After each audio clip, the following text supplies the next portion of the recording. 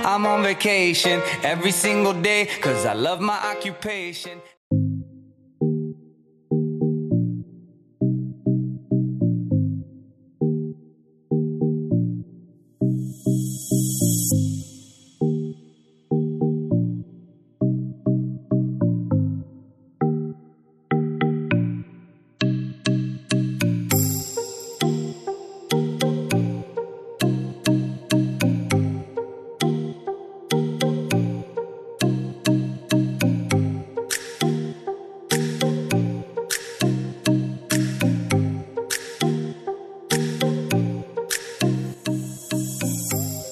So, ito na nga, magsisimba kami sa Lady of Manawag located in Pangasinan. Nandito na kami at meron pa rin namang mga checkpoint. Ang pinapakita lang is vaccination card at naka-indicate na fully vaccinated ka, and then yan yung entrance. Kaso hindi kami nakapasok kasi bawal ang mga bata, so sa labas lang kami at may kasama kasi kaming senior citizen, so sa labas lang kami. At dahil maaga pa, may kasama kaming bata para ma-enjoy naman namin ang oras namin sa Pangasinan, hanap lang kami ng malapit na beach or resort na hindi masyadong crowded dahil may kasama pa rin kaming bata at senior citizen. And ayan, nakapunta na kami sa pinakamalapit na beach, which is in Graysons Beach and Resort sa San Fabian, Pangasinan. So 12 kilometers away lang siya sa Pangasinan.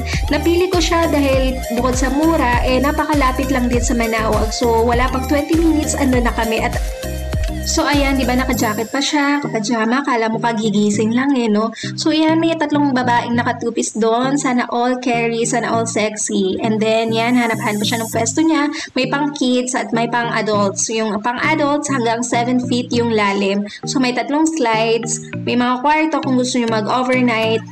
Yan, hanap siya. So tingin-tingin lang muna, bawal mo nang umitim. So, yan, di ba? Makikita nyo, hindi naman talaga siya crowded. Ang pakakonti ng tao.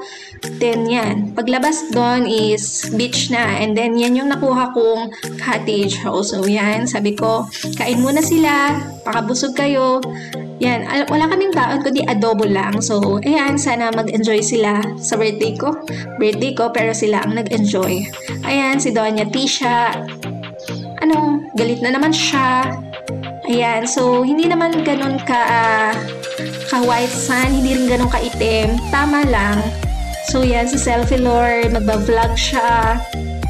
Sige Ate Sai. So yan, nakapagtulog pa rin siya. Ayaw niya atang umitim. Kasi ang last beach niya, 4 years old pa ata siya. So yan, unti-unti muna siyang lumalapit sa tubig. Hindi naman siya ganun kaalat din. Ayan, tingin-tingin lang muna si Donald Tisha. Ayan, nilulublob ko si Butchay sa beach. Ayaw niya, nandidiri siya. So talagang bata pa, hindi niya alam yung beach. Ayan, sorry, naka-jacket pa ako kasi ayoko umitim. Aabay kasi ako sa kasal on December 26. Bawal umitim. Alam mo na. Ayan, nag-enjoy na siya sa bangka. Pero ayaw pa rin niyang bumaba.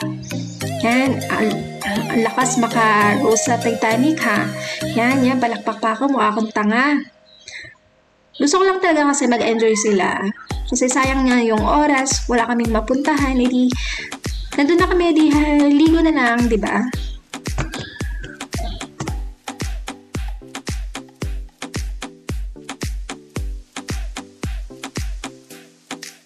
Ayan, inuuto-uto ko na siya. Sinakay ko siya sa, hindi ko alam yung tawag dyan pero nakakaaliw panoorin lahat ng sumasakay dyan kasi tumataob talaga sila.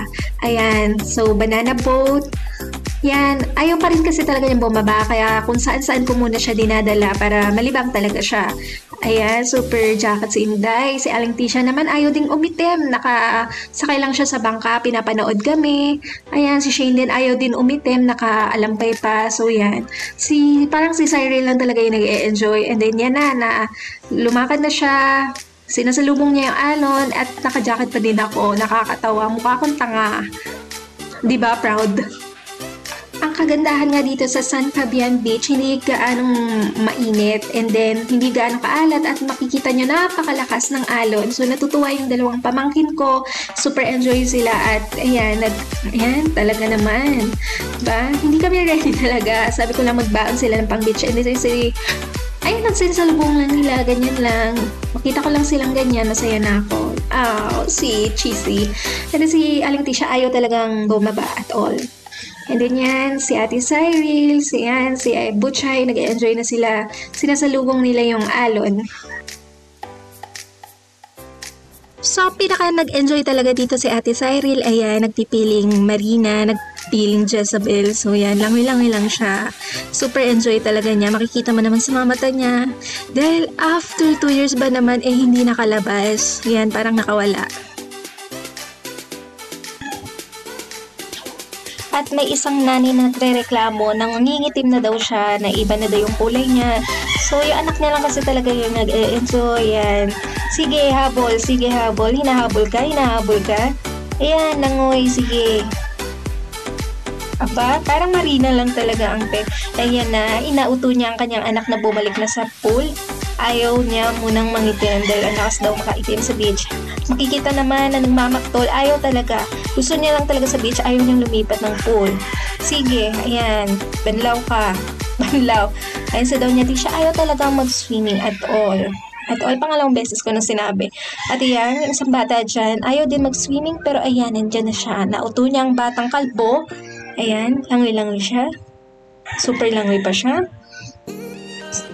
Yan din si Ate Sai. So, tatlo lang sila sa swimming pool. Yan, floating pa siya. Super enjoy ba?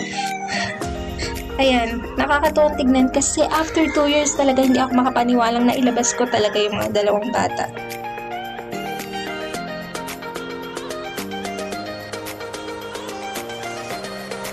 At dahil hindi ko nga nasabihan or hindi nga namin planado mag-beach, yan, bumili na lang kami sa labas ng panghukay, mga laruan nilang panghukay, ganyan. Gagawa daw sila ng castle, pero ewan ko, nilalagay lang naman nila sa timba.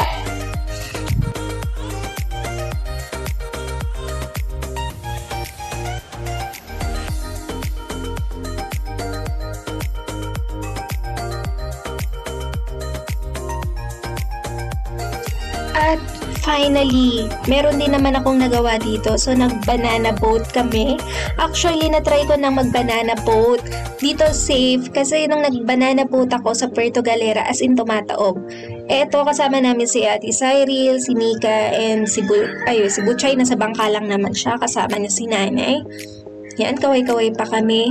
Pero alam niyo yun, kahit second time around ko nang mag-banana boat, nakakabaka pa rin talaga kahit sanay ako lumangoy at naka-life vest naman kami. Pero nagwo-worry ako sa kaba ni Ate Cyril kasi ang tapang niya eh. Nung dinanong ko siya kung gusto niya mag-banana boat, aba, talagang hindi siya nagdalawang isip, nagtaas agad siya ng kamay. So yung focus ko na kay Cyril dyan, parang mali nga yung linya namin dahil hindi makita sa video dahil napakatangkad ni Nika. So yan si Butchay, tinitingnan niya lang kami. Parang hinihila lang naman ng bangka yung banana boat. Yan. Mabilis lang siya kaya parang nakakakaba. Matagal din kaming nilibot sa San Fabian Beach. Ang presyo niya is 100 per pax dahil mabait ako. 500 yung binigay ko, charot. Para tagalan lang kasi first experience ni Nika, ni Shane at ni Cyril. Ayan si Kitty, kala niya bebenta ko siya. Nahanap niya kami. And super nag-enjoy din naman si Kitty. Ayan, kita niyo naman. Langoy-langoy pa siya, nakatali.